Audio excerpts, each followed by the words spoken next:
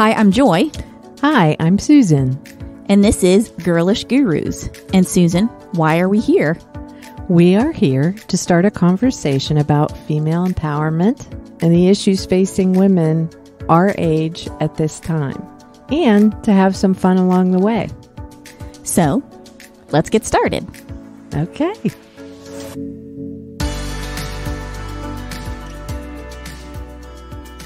Hi, welcome back to another episode of Girlish Gurus. Hello, hello. And today we are talking about a big issue. Very big. Big issue. A lot of women may not be aware of it. And that's sort of why we're talking about it. We've both had experiences with it. So, Susan, what are we talking about today? So today we're talking about medical gaslighting. People might not understand what that term means. And Joy, you want to maybe give a description of that just to help us get started? Sure. So medical gaslighting is something I think that has been inherently conditioned into our society. And while it affects everyone, including men, it disproportionately affects women, people of color, LGBTQ, and the description that we have of it is patients who have felt that their symptoms were inappropriately dismissed as minor or primarily psychological by doctors are using the term medical gaslighting to describe their experiences.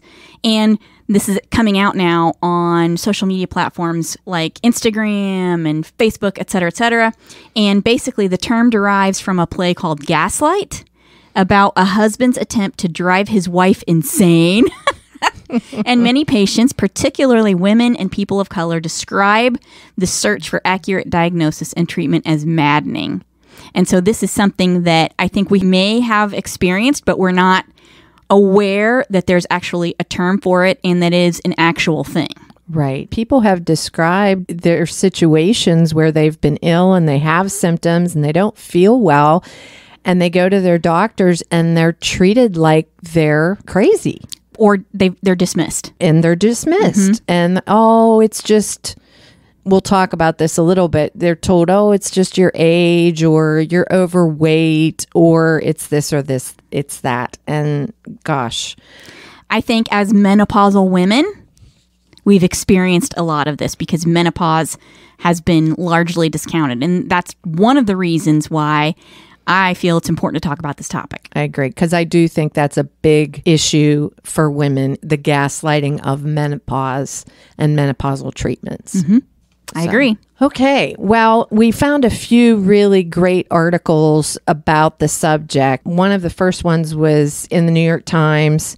It's a very recent article, and of course, we'll put this in the notes for the program. But this one is called Feeling Dismissed, How to Spot Medical Gaslighting and What to Do About It. And it's by Christina Caron. So again, as Joy mentioned earlier, it states that medical gaslighting disproportionately affects women, people of color, geriatric patients, which I can vouch for with my parents, and the LGBTQ community. And an example that they gave in this article was that studies have found that women are more likely than men to be misdiagnosed with certain conditions like heart disease and autoimmune disorders, and they often wait longer for a diagnosis. Dr. Jennifer Mears, I don't know if I'm pronouncing that right, Miers, states that gaslighting is real. It happens all the time. Patients, and especially women, need to be aware of it. She's a professor of cardiology at the Donald and Barbara Zucker School of Medicine at Hofstra, and she's co-authored a book, Heart Smarter for Women. And you and I, we've both had personal experiences with this issue. Yes. We both have. And I think we can start off by, if you're not familiar with this concept or you haven't heard of it before, I think we can start off by discussing some of the signs of medical gaslighting. Right. Okay, so this article states that some of the signs of gaslighting are as follows. Your provider continually interrupts you, doesn't allow you to elaborate, and doesn't appear to be an engaged listener.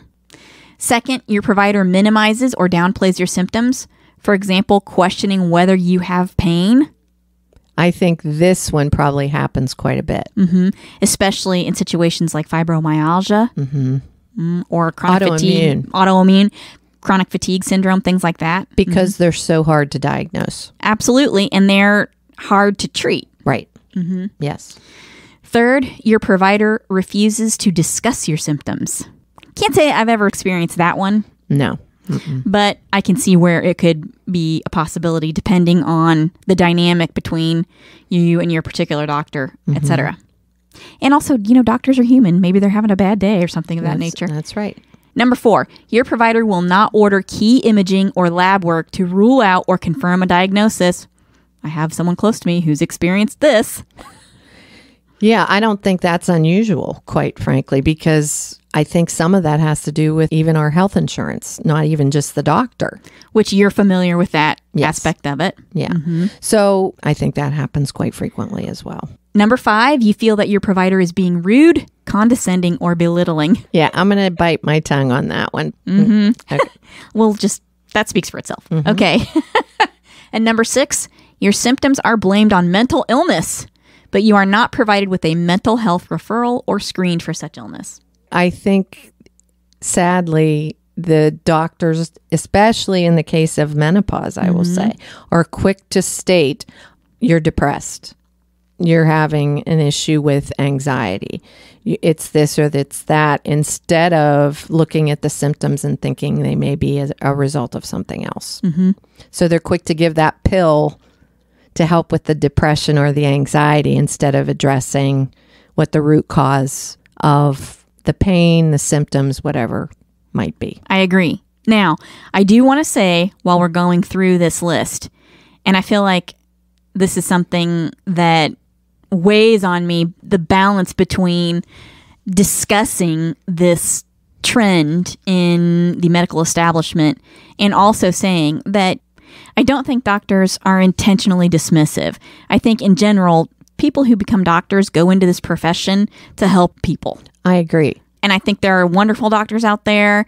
And I think that we need to be careful because I don't want this to be a bash session for doctors.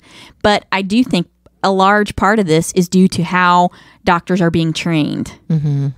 And so I think there's a lot of doctors out there who are aware of this and who are working to try to solve the situation. But I do think that a lot of this is the training aspect of it. Right. Yeah, we've seemingly in the last decade to 2 decades moved more towards specialization in medical care versus general overall medical care. And I think in some cases that can hurt the patient. Right? I agree. But I understand the value of specializing.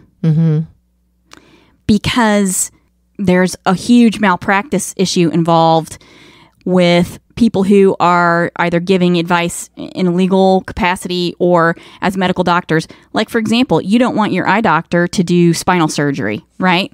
Right. So there is value in specialization. There is. Absolutely. But I think from my perspective anyway, what I would say is I want my PCP to at least be willing to have the conversation and look at my overall health initially and then say to me, gosh, Susan, I'm concerned about this too. Let's find a specialist around what I think is going on here and get you looked at more closely. Right. I think that's where the disconnect might be. And a lot of this is you do have to be your own advocate for your own physical health. Absolutely. You know your body better than anyone. That's right. So I think that's kind of the starting point. Right. I feel like that's how you have to approach this situation. Right. Being your own advocate. Absolutely. So we're going to talk a little bit about some of the things you can do to be the advocate for yourself and what to do if those things aren't helping or if they're being ignored. But I just kind of want to talk about a couple other just interesting items that we found in another article, which was also in the New York Times, and it was called Women Are Calling Out Medical Gaslighting. And it was by Melinda Wenner Moyer. And again, that was an article this year, so it's recent. So some of the things in that article that jumped out at me were that research is suggesting that diagnostic errors occur in up to 1 out of every 7 encounters between a doctor and a patient. Wow. And that most of these mistakes are driven by the physician's lack of knowledge. Women are more likely to be misdiagnosed than men in a variety of situations. Wow. That's a surprising set of statistics. I know. That's kind of, yeah. I can understand it because I feel like as women with hormones and the things our bodies have to go through, I can see how it's a little more subtle to diagnose issues with women and et cetera. Well, we're going to talk about this for a smidge at the end because I think we're going to have another episode on this. But this gets back to the fact that, too, most medical research up until the 90s was done only on men. We've talked about that before, and there's a lot to discuss around that. And Correct. So I look forward to talking about that possibly in a future episode. Right. Now, women say doctors frequently blame their health problems on their mental health, weight, or a lack of self-care, which can delay effective treatment.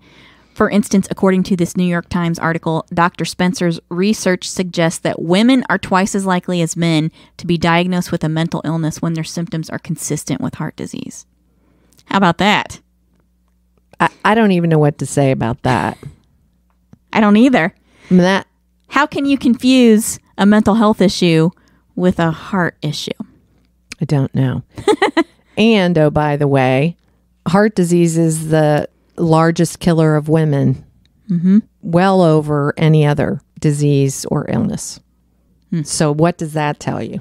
Again, that one kind of leaves me speechless. But Absolutely.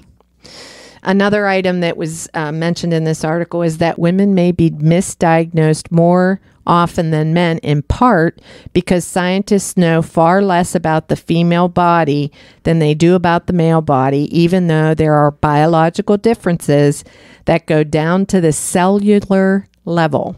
This is by a senior sociologist at Pardee Rand Graduate School who studies women's health. Her name is Chloe Bird. There again, this goes back to that thing I mentioned that women weren't included in medical studies until the early 90s. It's ludicrous. And there are fundamental biological differences. Fundamental. That's astounding. This is just astounding. I know. Okay, so from a legal perspective, this item from that New York Times article is something I found interesting. Today, thanks in large part to a law passed in 1993 that mandated that women and minorities be included in medical research funded by the National Institutes of Health, women are more systematically included in studies, yet there are still huge knowledge gaps. So it's actually been legislated. I find that very telling.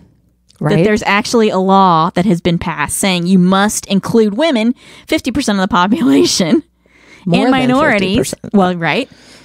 In medical research that's funded by the National Institutes of Health, of course, but still, the need to legislate that. Well, from the other research that I've done, they chose not to include women in the studies for many years because of our hormonal changes that happen monthly. And they didn't want that to influence the tests. Would that not be something you would think, okay, maybe We should. we should study that? No, instead it was looked at just the opposite. Exclude it because it skews our research. Yes, exactly. Wow. Yes. So, Holy moly. yeah, yay. Wow. Okay. So here again, this article to me was so informative and it's not even that long. So we again will put this in the notes for you to reference yourselves. But for instance, women with heart disease, which again, as I mentioned, is the highest killer of women, often have different symptoms from men with heart disease, yet doctors are much more familiar with the male symptoms. So when women show up with symptoms that don't fit into the algorithm that doctors are taught in medical school, they get gaslit and ignored because the doctors don't know the symptoms in women that vary greatly from what men's symptoms can be. And that is a direct quote from a medical doctor Yes. in that article, right? Yes. Ooh, interesting. All right, so having said this is what the problem is, and having harped on it a little, and I don't want to harangue anyone. I really don't. Right. Again, I believe there are great doctors out there, There are. and there's value in specialization. Having said all of that, how do we begin to fix the situation, understanding that we cannot change the medical establishment overnight?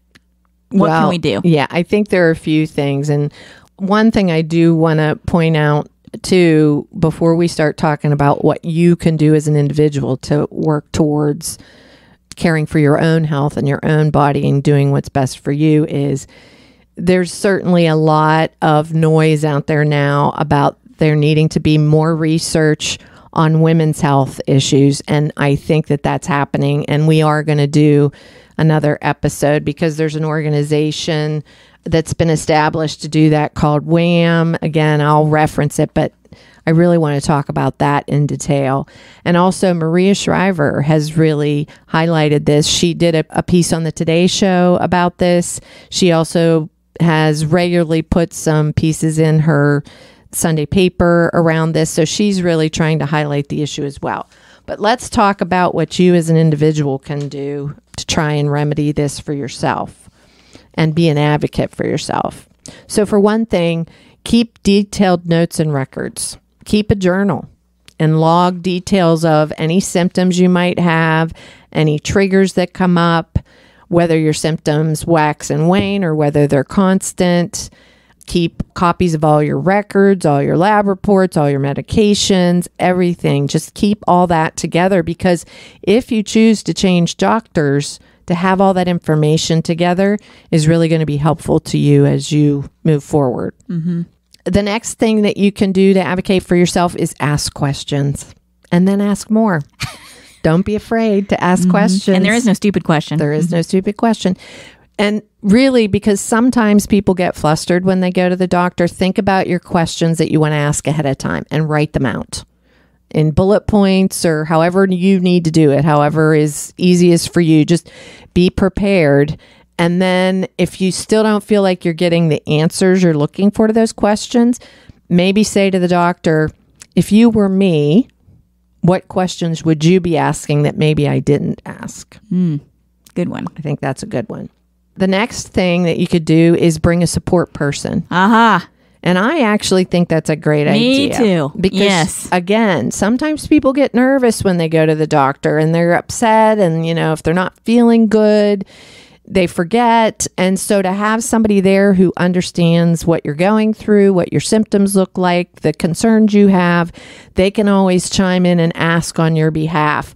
At the very least, they can be a second set of ears. Mm-hmm. But yeah, I think just because it's an emotional time when you're in there, and especially if you aren't feeling good, especially then, to have another set of ears listening to the doctor and hearing what they have to say is really helpful. The next thing would be to focus on your most pressing issue. So don't go in there and start spouting off all the things that are bothering you. Mm-hmm. Most primary care physician appointments are an average of 18 minutes long. So make sure that you really focus on the things you need to talk to your doctor about when you're in there. And again, if that means making bullet points, making notes, make sure you do that. The next thing is to pin down next steps. And I think this is really key as well. When you leave the doctor's office, you want them to understand you want to walk out of there with 3 things.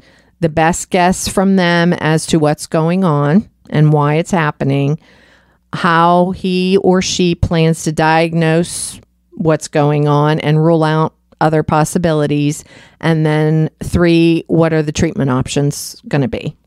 Mm-hmm. So, and if you have to write those down to make sure you outline those for the doctor. All good suggestions and things to think about. Yeah. And again, we can leave those in the comment section for you as well.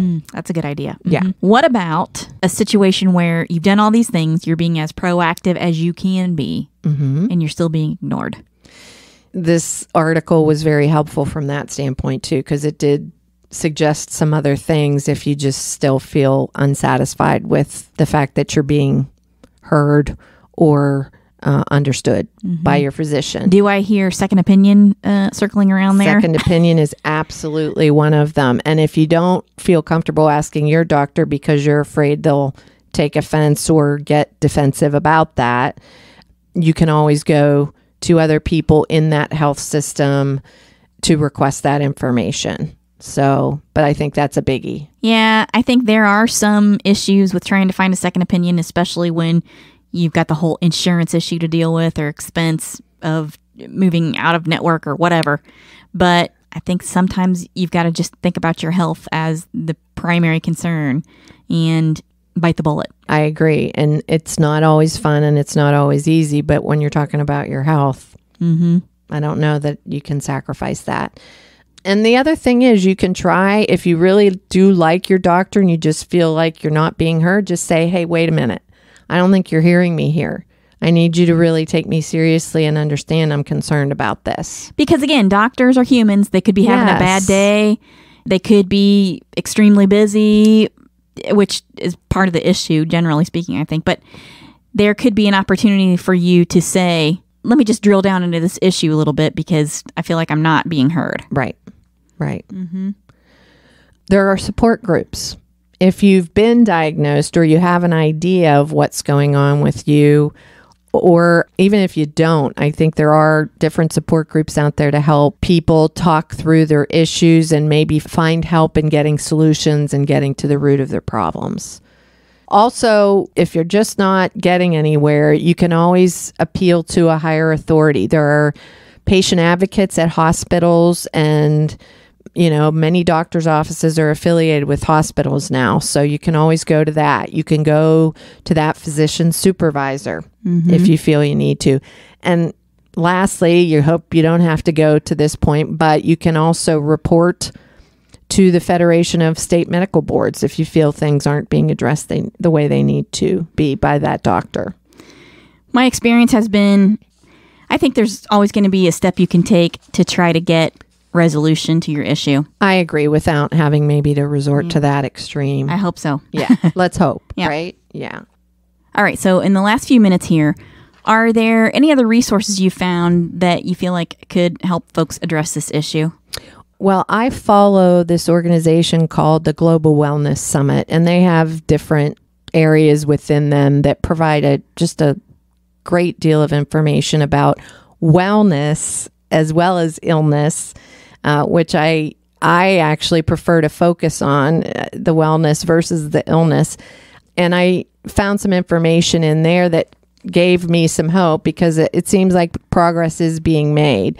There's tech stuff being generated that is closing the gender gap in medical research, which is awesome. And there's information that I found specifically from them in that, which again, we'll touch on maybe on another episode. And within that came to light this organization, WHAM, which is actually, it stands for, as the woman who started this organization said, it's not the band. It's WHAM, and they were created to help really further medical research for women. But that stands for Women's Health Access Matters.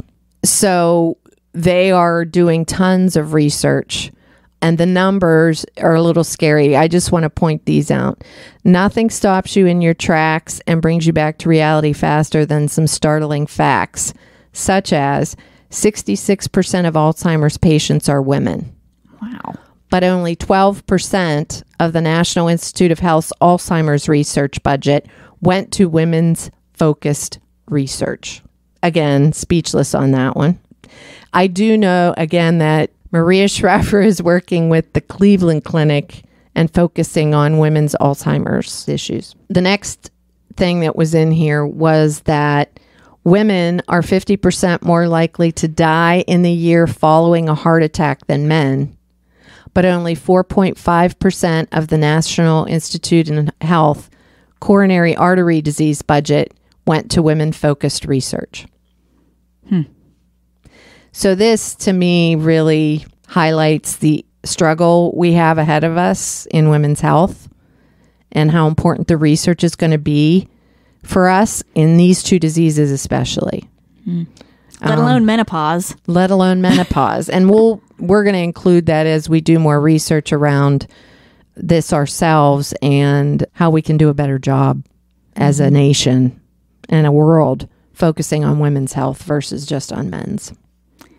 Wow. Well, this has been a pretty big bite of information for this, half an hour podcast, basically. Right. And the more I researched, the more I was like, wow, It's astounding. Yeah. Mm-hmm. Big issue. It is for sure. Well, on that note, we are going to continue looking into this and continue reporting on it. Yeah. And hey, let us know if there's other things you'd like for us to investigate specifically and look into, and we'll see what we can do to help bring some insight, conversation to it. Raise the visibility of this issue and have a dialogue about it. Right. And start steering the ship, the big giant cruise liner that is the medical establishment here in the United States. Yeah. Yeah. Yeah. But thanks everyone for listening, and we hope you'll join us next time. Yep, we look forward to it. Thanks a lot. All right. Bye. Bye-bye. Thanks for listening to this episode of Girlish Gurus. We hope you'll join us next time for a new, interesting, and fun topic.